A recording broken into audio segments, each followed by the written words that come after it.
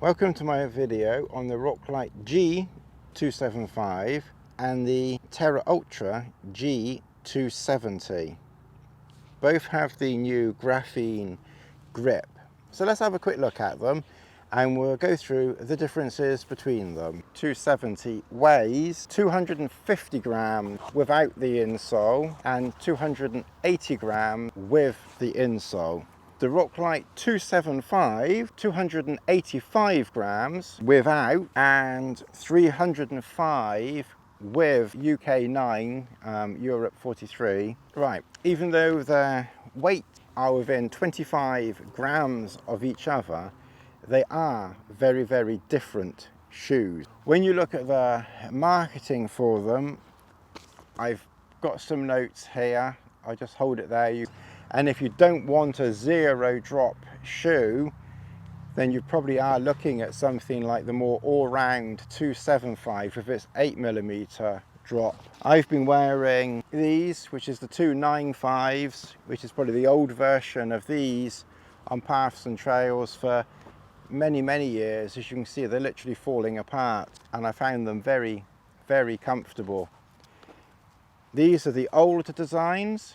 You see they have 3 chevrons on the back, so I'm pretty sure this is a 9mm drop. This has 2 chevrons on the back, which indicates your 8mm drop. I would have thought that these would be perfectly good on paths and trails. Indeed, it would make a very, very good hiking shoe for pretty much any type of hiking or backpacking that you wanted to do.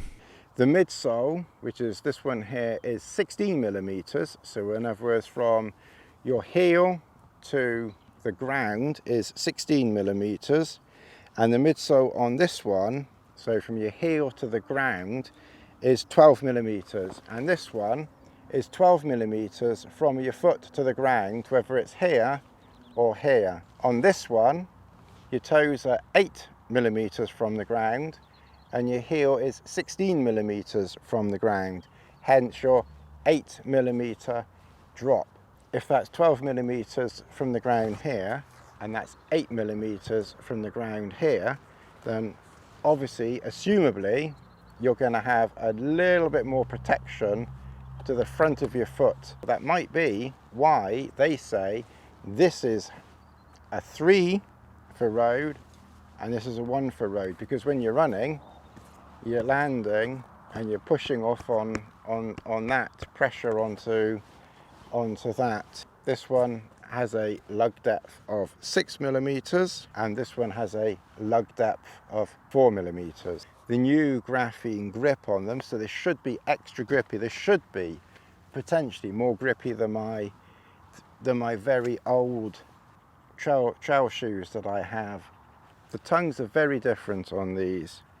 This one here is a padded tongue. It's almost like this is your minimalistic shoe. It's low to the ground. It's got a minimalistic tongue on it. Very, very thin, light tongue. It's just a thin piece of material, really. So this material here is just is wafer thin. So if a stone catches you there, you will feel it. Which interestingly might be why they give this a lower rock score than this one. Maybe not, but maybe. This one here has padding on the inside. Not much, but there is padding. With this one, if you can see light through, you can see light right the way through there, yes? This one is like a big boy version of these 150s that I have here. There is padding around the back of this one, but there's a little bit more padding around the back of that, but not much. The backs are similar. The main difference is the padding around this bit here, and obviously the tongue is more padded. This one of course has Roclite written on the bottom of it, and of course has the Metaflex. This has G-Grip written on the bottom, and then the Metaflex there.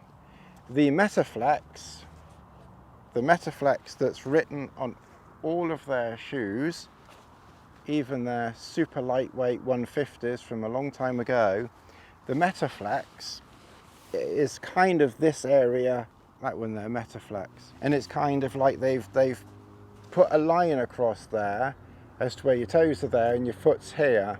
I would say this is a more all-round shoe. So probably if you're looking for a trail shoe and it's your first Inov8, I would probably recommend something like the Roclite 275. I would say this is probably your all-round first Inov8 shoe. For me, I will go for the minimalistic zero drop TerraUltra G270 for my hiking. I don't do running, I do no running, I don't run, I can't run. And this one I'll be using for my more local, comfortable, dog walking, just general day-to-day shoe. Which do you, who has seen this video, if you've got this far, which shoe do you recommend in the Inov8 lineup that I look at?